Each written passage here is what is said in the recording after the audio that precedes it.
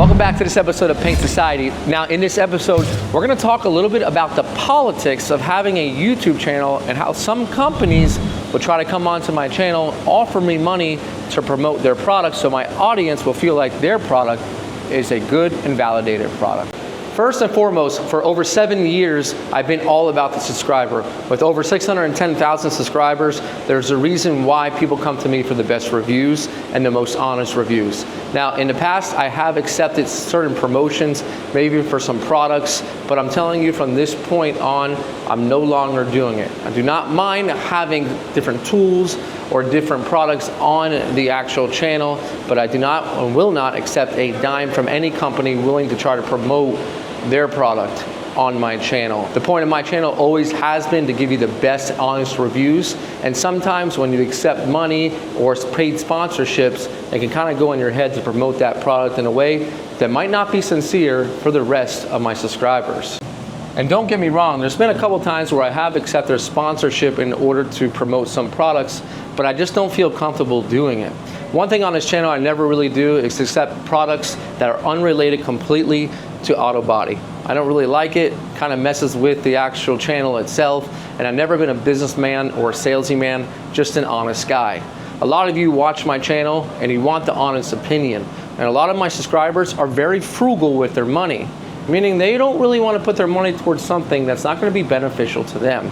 It wasn't that long ago that I actually was a do-it-yourselfer, and I depended on people and their suggestions on what products to buy. So today, in this video, we're gonna talk about products that I use on a daily basis that I just like. In the future here at YouTube and on Paint Society, we're always gonna keep it how it is, genuine, honest reviews without getting paid from different companies. And some of you might be asking, well, why the video now? Well, I just want to set the record straight because on last video, some of you thought this was a sponsored video from 3M. And don't you think if it was a sponsored video from 3M that they were paying me, that they would have sent me the proper actual unit instead of this that's meant for welding? The actual unit meant for the paint booth is a little bit different. The hood and shield are different, as well as the filter, and I made that very evident. But sometimes people just think they know more than they do. So anyways, I had bought this unit. I had some issues, not issues, but concerns that I hadn't been using it properly. And I reached out and we talked to 3M and we had a great conversation on the phone and they cleared everything up. And I look forward to talking to you all and showing you some of the advantages and some things I learned on the phone call. Now, we have a lot of parts of paint for my RSX, and the very first thing you're gonna need to do is get this thing all cleaned up. And we have the Like 90 pig mat and the Like 90 whiteout. Now the green pig mat does get a little bit dirty and it does show the dirt a little bit more than the gray, but the green is exclusive to Like 90 and I love their products. And let's be honest, if they're not sending products, it's not gonna get on the channel, and that's the best way for any company to get their name across is to at least get their products on the channel. And I'm gonna tell you if I like them and I don't. And honestly, the green is a beautiful color, but it does get dirty quick. But we have a little solution to that. It is a little vacuum cleaner that I bought to help get this thing all cleaned up. So I ended up picking up this Black & Decker little handy electric vacuum cleaner. And what I really wanted is for the bristles to agitate and move by themselves. The one for the Milwaukee, the bristles don't move and it would not pick up any sort of dirt or debris. So if you take a look at this actual unit, I'll turn it on, the bristles actually move. And what this does is agitates and sucks up any of the dirt that is on the carpet, and then it'll bring it right up into the container, and I'm gonna show you what it picked up. And I do this every day before I paint. I'll go around in the booth and I'll basically just start and vacuum the heavy spots a couple times, and then the lighter spots I can go over just maybe once. Great way to get a better paint job. I just don't know how people nowadays pull their car or parts into the booth, don't do any prep or cleaning to the booth, and expect a clean paint job. I've seen it a lot, I've seen it on YouTube, and it just does not make any sense to me how folks can do that and get dirty jobs and then wonder why. And that's all there is to it. A little maintenance in the morning or before you start to paint will go a long way. And what I like about the carpet is it holds down any of that dirt or debris. So let's say you didn't get a chance to vacuum or you have some new dirt, it's gonna hold it down. And this is the best way and the most effective way that I found they get a cleaner paint job. All right, if we check out that little amount that we just did, and I had this clean before, I was vacuuming for about a good 5 minutes or so. Look at all that. That would be in your paint job. Instead, it's in the garbage can. The next product I use is Like 90 Particle Control, and I got it in this Milwaukee electric sprayer. And now, since everything's been vacuumed, I can go over it with this electric sprayer. And this mixes 1-to-1. Now, I did pick up a Milwaukee, I guess you could say, product review specialist, and they'll send me anything that I'm interested relating to automotive as long as I make a video about it. And I only ask for things that I feel like you can use. I'm a big fan of Milwaukee, honestly. I was buying their tools way before this. This is a great little electric sprayer. It works really good. So I'll just come here in the morning or before I paint and just do a little bit of this. And what this is gonna do is kind of not sticky, but it will hold down any dirt or debris that's on the mat. And you always want to do this before, because you want to be able to coat the ground entirely. So a couple great products working together to give a nice clean paint job. And now we're going to get the parts in. These are the final parts of my RSX color change. Now I got brand new bumpers because I want to make sure everything's nice and clean and they're still available. What wasn't still available was the OEM lip kit. And since my wife doesn't watch any of these videos, I spent $5 grand. You cannot find that in the condition that I got it in. That seems crazy, but I love my cars, and this is going to be a one-off car, full color change, not the type where you just paint the outside with different colored door jamb and engine. If you guys haven't seen the episodes, make sure you check them out. We got the final episode dropping soon. I got to talk to you and educate you real quick on how to load parts in the booth. If most of you are not going to have a downdraft, we don't have a downdraft, but this is called a semi-downdraft, basically where the air comes from the top and goes across the booth. Comes from the top, goes across, not a cross flow. A cross flow would be the air behind me and going across. So this is not like the best booth in the world, but GFS really makes great booths. I mean, and by not the best booth in the world, I mean by design of the particular type. The best booths are downdraft, full grate system, but we still get impeccably clean jobs, and it's because of the type of preparation that we do. So you can take a look here. We got two brand new bumpers, and we have the front and the back with the lip kit. So air is going to be moving across all the way to the exhaust because it's getting pulled through here. That's why these are black and these are white, because nothing is coming through there as far as overspray. And at the end, all of the overspray will be hammering all of these smaller parts, which is why we put the smallest stuff in the back. That way it has the littlest amount of overspray piling up here. And look what we did here. Does anyone notice what we did here? Take a second to think about what did we do here? Well, we reverse these. So we have these facing this way. So the overspray coming is hitting the back of the panel. All these panels have been completely washed clean. Everything that hits this booth is clean completely. So everything's coming from the back, hitting the back, not the front. And I still got a little bit of room here to do the front side. So these are the things that you need to think about when it comes to mounting, just putting parts in your paint booth. We have a little bit of room here to move around, not a whole lot. So we're gonna start with our sealer first. It's a blue sealer color build. I'm gonna get hooked up with my Paint Society paint suit, and then we're gonna go from there. We're gonna get hooked up with our 3M VersaFlow, the fresh air system. You will never see me again on this channel in the paint booth not wearing it. I got my Paint Society sprayer and my Paint Society suit, and people think maybe I make a lot of money from these. I actually don't. It's a small, I think like 3% for every sale goes to my Amazon. And yes, there's a little kickback on some of the sales on Amazon, but I will not promote something I do not believe in. So for these, honestly, it's just a cool factor that you're representing Paint Society and you really feel passionate about the videos, so much so that you wanted to purchase one of the best paint suits that they make. Now, I'm gonna go ahead and use my raw cleaner on all of these brand new bumpers. I'm using that microfiber. I actually picked these up at Walmart, and I'll leave a link in the description, but guess what? They're cheaper at Walmart. They're in the auto detailing section. There's a couple different kinds that you can get, but I get the one that's 15 bucks for 75 sheets. And I feel like that's the best value that they have. And getting back to sponsorship, I'm not against it. I watch a lot of YouTubers that have sponsorships that are not relating at all to their actual channel. But this is my channel and I'm gonna do whatever I want with it, and I feel like I don't wanna put anything on this channel that it's not related to automotive, that cannot help you. You know, things have changed. I don't care about views or any of that stuff. I care about creating good content that's gonna help people and giving people honest opinion. There's one other YouTuber that really puts a lot of effort into his videos, and that's the Gunman.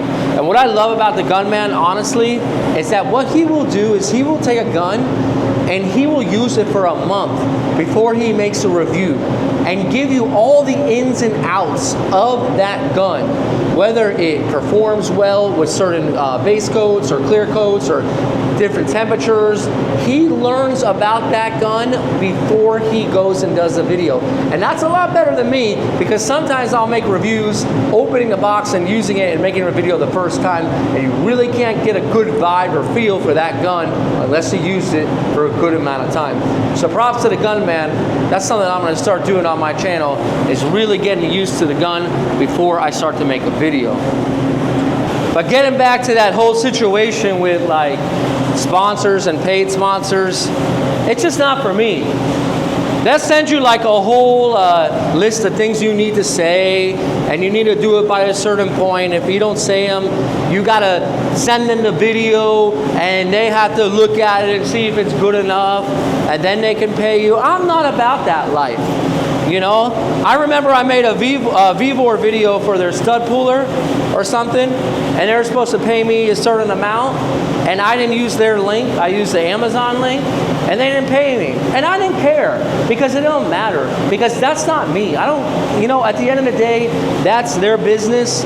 You know, they agreed. I didn't follow the contract. I guess I didn't read it or whatever. I didn't post their link. Whatever, I don't care. That type of stuff, listen, I got enough on my plate. I'm a school teacher. I work from 8 to 3 every day. By 3:15, I'm painting cars. I'm an elementary school. I've worked with 3-year-olds up to 12 years old. Then I come here, paint, and then I make videos. I could care less about a sponsorship, you know? I care about my YouTube, and that's all that really matters to me. And of course, now I got a family, and they're my #1 priority. But as we get things clean here, we're almost, I dropped it. As we get things clean here, I'm almost ready to start laying down that blue sealer. And we got some new lids and cups that we're gonna be using from Iwata that they sent over. And basically, since the patent ran out on the 3M on the 1.0 system, you see a lot of these cups being rebranded. I think it's kind of cool. Each paint system or each paint company's got their own, kind of matches their gun. And it's a cool little setup. Everything's clean and we're good to go. Now, yeah, just getting back to a little bit of the rant. And this is not money I'm turning down, that's a small amount. I mean, I've been offered by Intercraft $1,000 per video just to use the gun. And over 4 videos, guaranteed 4 grand. I'm not doing it. I'm not, they just messaged me the other day, and they're the nicest people in the world, but I'm not doing it. I'm not doing it anymore. My goal for you all is to give you the best possible information, best possible products that are gonna help you professionally and as a do-it-yourselfer. So that's what I got.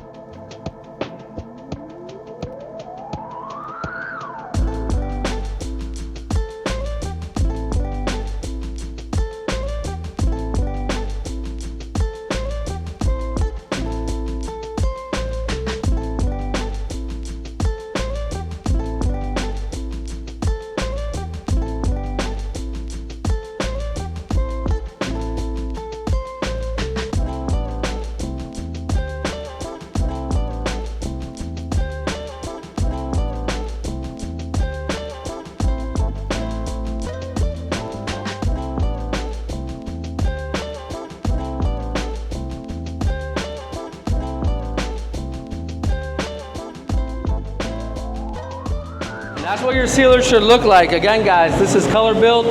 There's about, maybe I would say 20, 25 different colors you can tint this with.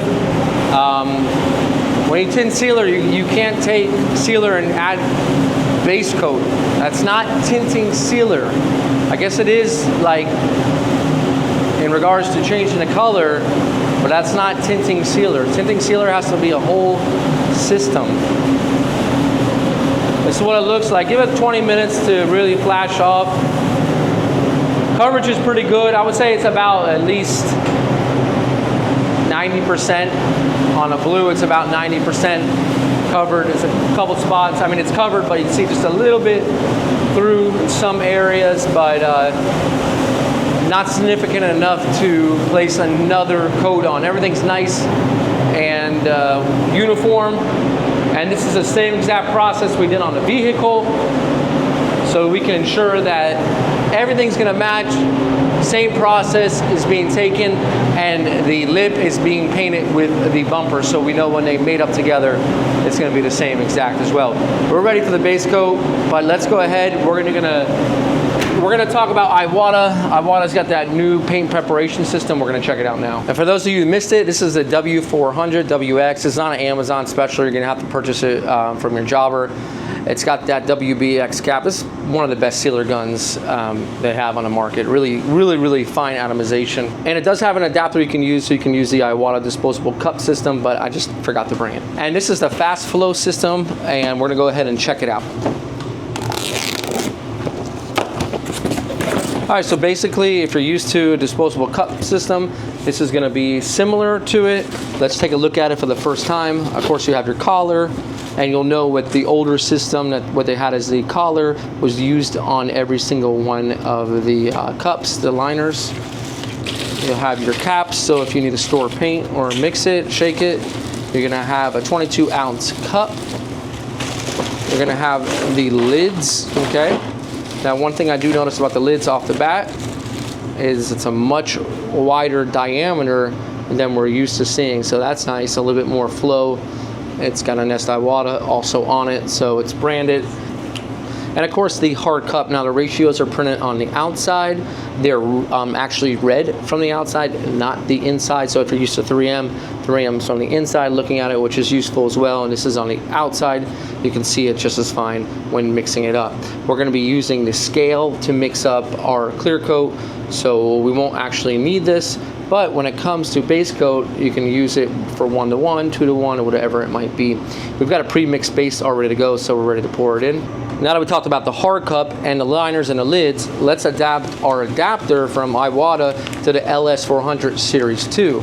Now, this is the adapter that will fit the actual fast flow system. And see right in here, the difference will be at the top, okay? So this fits the Iwata, this will fit 3M. But what will be identical is this right here, where it goes into the gun. That must be identical because that remains the same. So this will go right on here. Kind of looks nice, shiny, to be honest. It catches the camera really well. And then we can take a tool, just tighten it, and it's good to go. Now we're ready for our hard cup, and we chose to go with the 22-ounce. We'll place it in here. Now, I've already pre-mixed up the paint, so I know that this is the same exact paint I used on the vehicle, so there won't be any difference, and it's already reduced too as well. So basically, I'm just gonna fill it up to the top. This is Vivid Blue Pearl. Our lid goes on, and remember, listen to it snap and move it around and pick it up just a little bit. Make sure that it's connected. A lot of folks want to blame these for leaking when they're not taking the time to make sure the connection is bridged completely around. From this point, we're ready for our collar. We'll go on, give it a nice little tighten. Now we have our LS400. Come here, and it's a little bit of a half turn. Make sure this is tight once again. And from there, we have a nice, beautiful connection, and we're ready for our base coat. We're gonna lay this on probably 2 coats to cover completely. Let's hop into the booth and get spraying.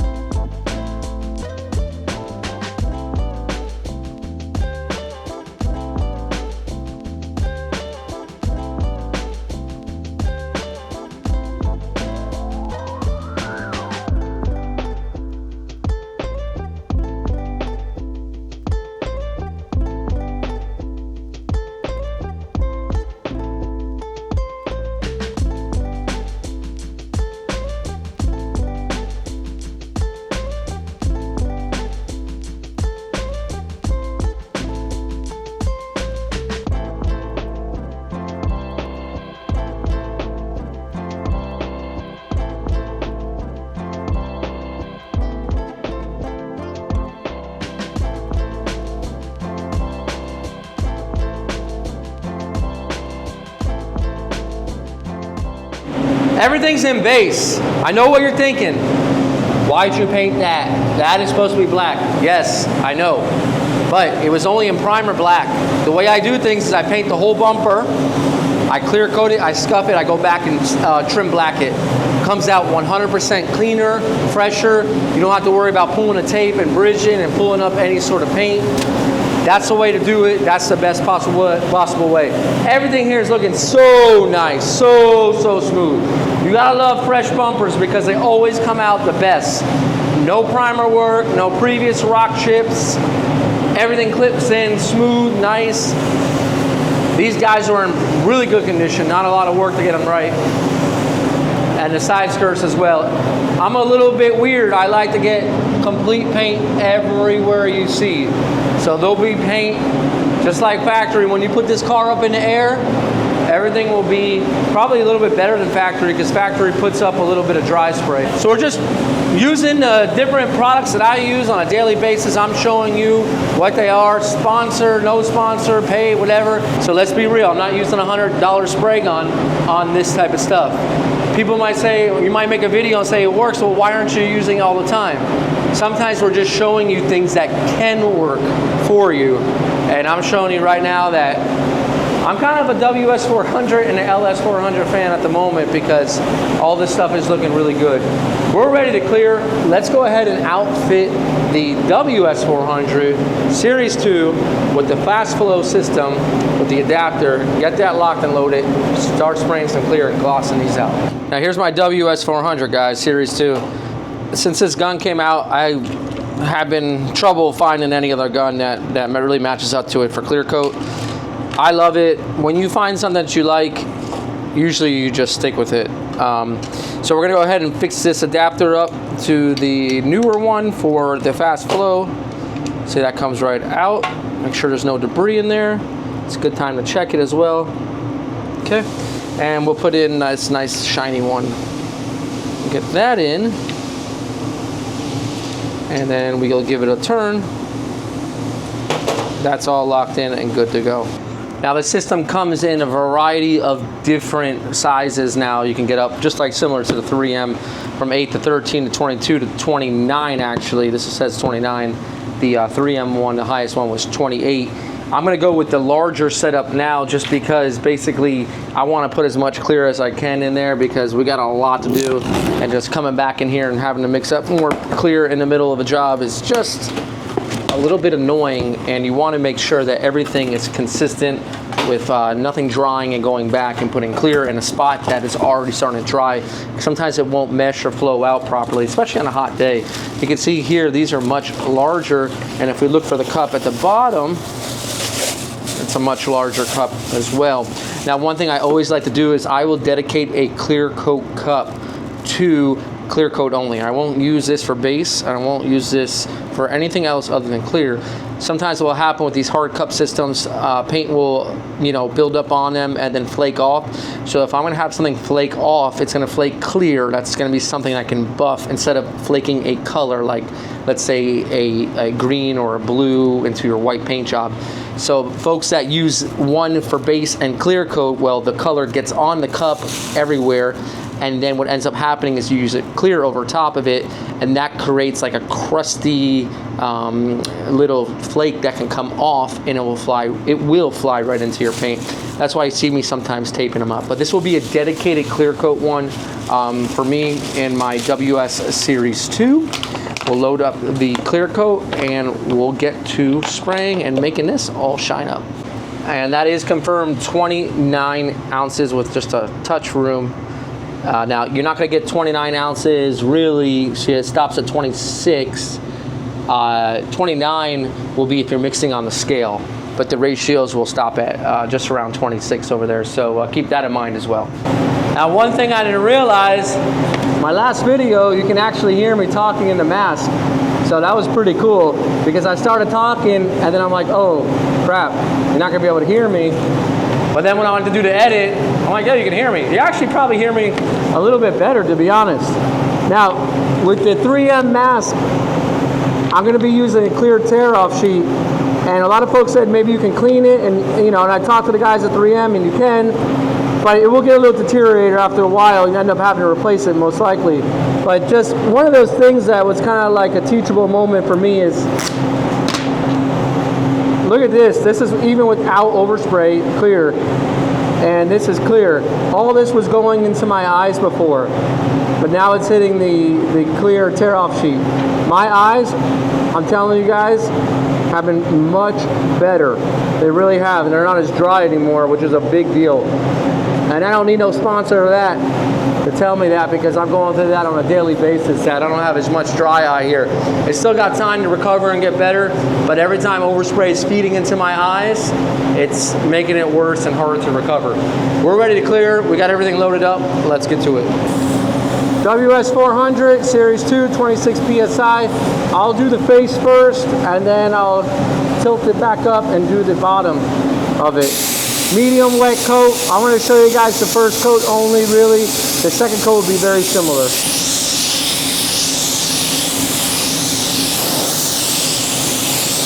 Now for these openings, I just like to paint them like they're not there.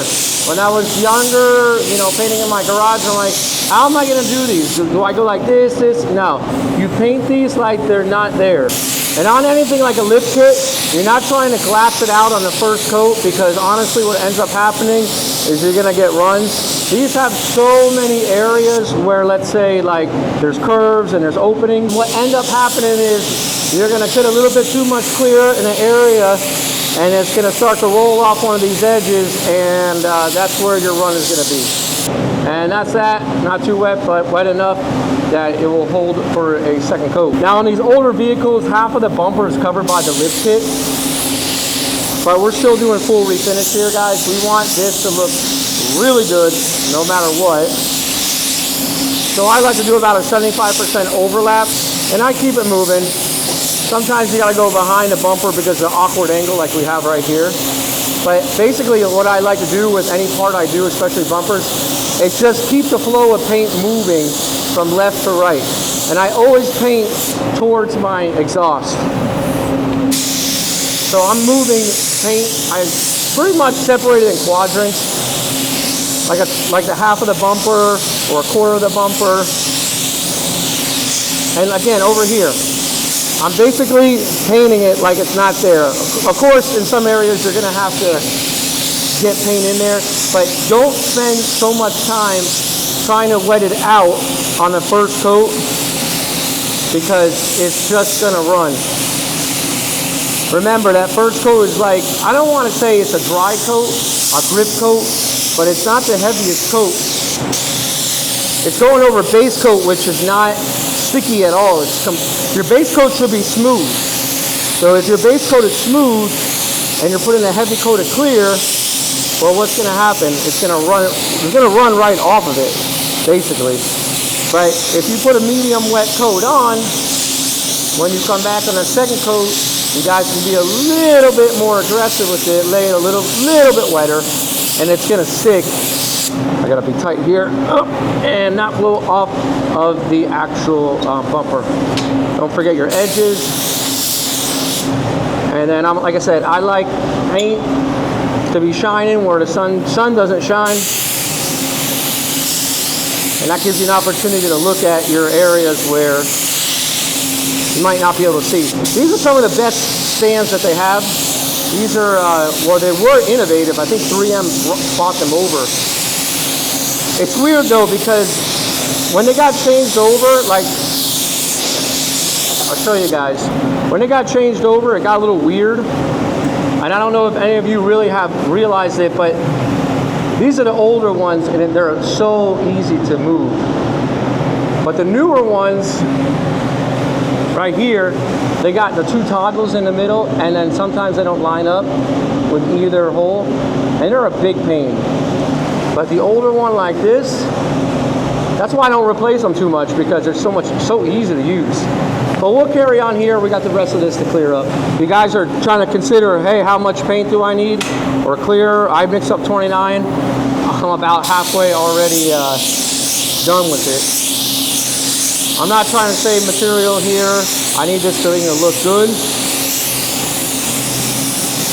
This is Sikkens thickened PC clear. I decided to go with more of the factory style clear rather than the show car clear. I like the feel that it's got. It's a little bit more of that factory finish rather than kind of ultra flat. A lot of guys like ultra flat. Believe it or not, I don't. I like that little bit of ripple. So people are like, kind of think, is that a factory paint job? Like, for 25 years, have you just never driven this car? It looks factory. You know, if you follow my series, you know that this car used to be white. I mean, not these bumpers, but at least this car used to be white. And it's so funny, I got kind of like a hateful message from the past owner. So basically, and I told my friends about this, the original owner of this vehicle, I think it's from Kentucky, it was a chick. And she sold it to a dude down here, which I bought it from. Well, I guess the chick and the dude kind of kept in track that, like, hey, the car was sold. And then she found out I had a YouTube or whatever. I think the boyfriend at the time, I don't even know if he's still the boyfriend, he had told me, hey, if you ever want to sell the car, I'll be interested in buying it back. I guess maybe it was sentimental. Well, I took the car and I had plans to paint it blue, which I guess was not a good thing, according to her, because she sent me a little bit of a hateful message on Instagram, basically saying, I ruined the car, how could you do that? I should have just wrapped it and said if I wanted it blue. Guys, I actually looked for a Vivid Blue Pearl vehicle for a very long time. I couldn't find it, and I'm like, yo, I got one of the biggest channels on YouTube. Why don't I just do a full color change to show people how to do it? So anyways, just another woman mad at me, so I'm kind of used to that. So it wasn't really a big deal. So I answered her politely, and I told her that she feels that way. And that's all I said. And she never even read the message, so maybe she'll see it and maybe she'll like it, because if it wasn't for me, this car would have been in a junkyard, to be honest. The way that I got the vehicle, I wouldn't be proud to say I was the past owner. I had a marketing guy, which is a super nice guy, and he kind of handles big channels, and I'm like, okay, maybe I'll make a little extra couple bucks. Really, no one was interested in my channel because my views are like not in the 100,000s, which is fine. I really don't care. But in a way, I'm like, I was kind of happy because I didn't really want to change the nature of the channel. I didn't really want to kind of go that way and start selling people like things I don't use. Like for me, it's kind of like weird when promoting a product I don't even use. Like I don't wake up and drink a certain drink, or I don't wake up and eat a certain food or something like that, and all of a sudden I'm promoting it. It's just weird. I always skip that stuff when I'm watching YouTube videos, but I'm okay with it because I understand people gotta make a buck, and what's the difference? We watch TV and it's the same thing. But here's the difference. It's my channel. I don't have to do it and I don't want to do it.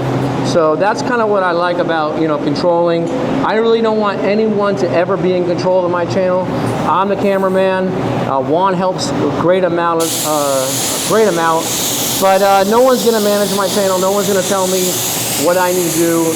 I want to, again, just provide the best possible sources of knowledge, unbiased. And I feel like when money is a part of that, it kind of gets in the way. I don't like that feeling. So let me know what you guys think in the comments. If ads bother you on stuff that's unrelated, or, do you like the idea that I'm just going to give you raw, good information reviews without the extra fluff? That's kind of where I'm at now.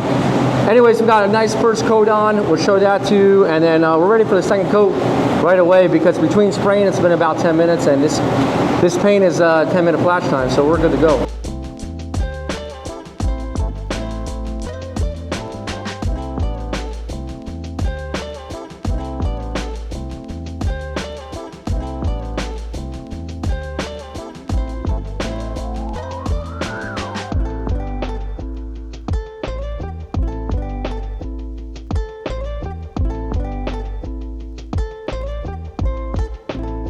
And that's it, guys, 2 coats.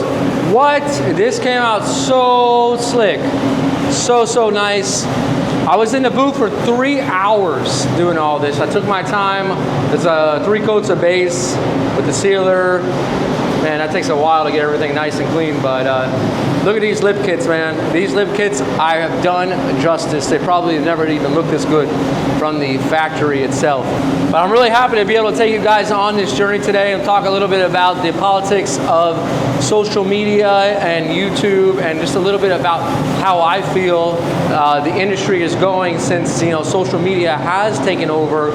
And I am a video creator, I am a teacher, and I want to just share with you that as your teacher, I am not selling out to companies that just want to make their product look good. I do tool reviews, and I'm going to keep on doing that and tell you guys exactly how I feel about them, because you all deserve that. Guys, this is Brian from Paint Insider reminding you, don't overthink it. It's just paint. I'll see you guys on the next episode.